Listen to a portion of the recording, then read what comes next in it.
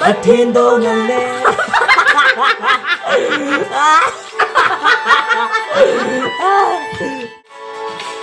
tu lai ni khô hi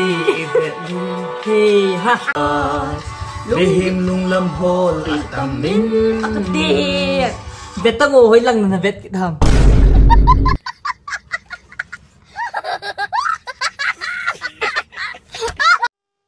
Hello guys, welcome back to my channel. Today ko ahi masa video la kan sa akong pinuso la ko mang to tan matrin la kan sa akin mandihin pilaham tile tulay ni ko na stay ho kan sa on din izitun apanapat at sa ni guys nahin ngai ki divin kahung tawe tun latsu anangai taute.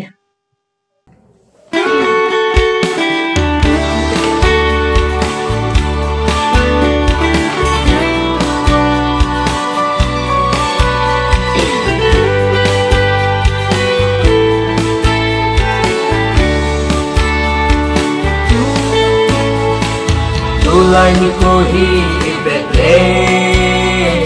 Ni tinin alam dang singe Lihim te chon dan ho song Pat hin do na le Ni hin ki do na se Hap ha bol at ho min Wakay day lo bol at tamda Lihim nung lamhol at amin Pagkay nung lamhol at pongta Nang ho tao na ap pang desong singun Hang va to thôn kiging singin umun Tulay ko apata lau sein Pat izen pet sahi so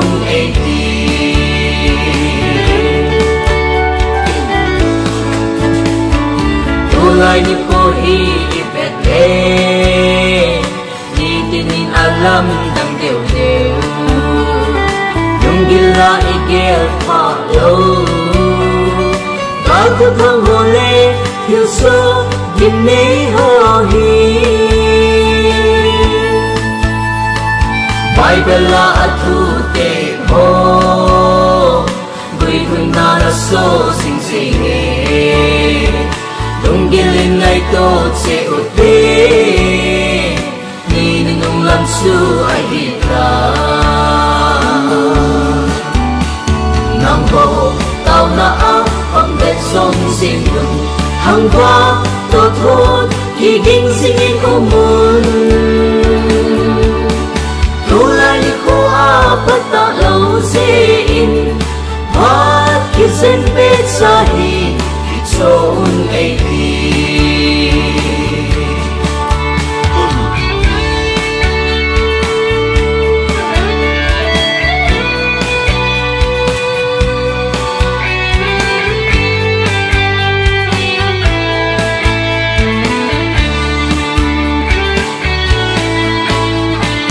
Pagkain hitin aseye Ninunong lang ang hangte Mitang pitasan na ako Ungkol habintin ngayon na hunday din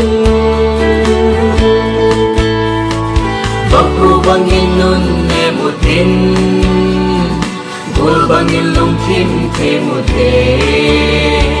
Ako ni kaya tingke itasan na hasolawin Nang ho tao na pang desong singun Hang va to thôn kiging singin umun Tulay ko apata lau sein Pat kizen pet sahi Kitson ay Nang ho tao na pang desong singun Hang va to thôn kiging singin umun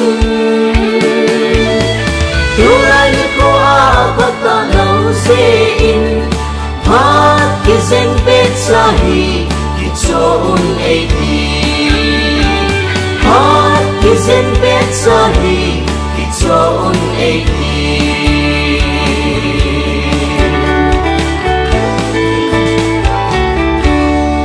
Lopina pakai cantik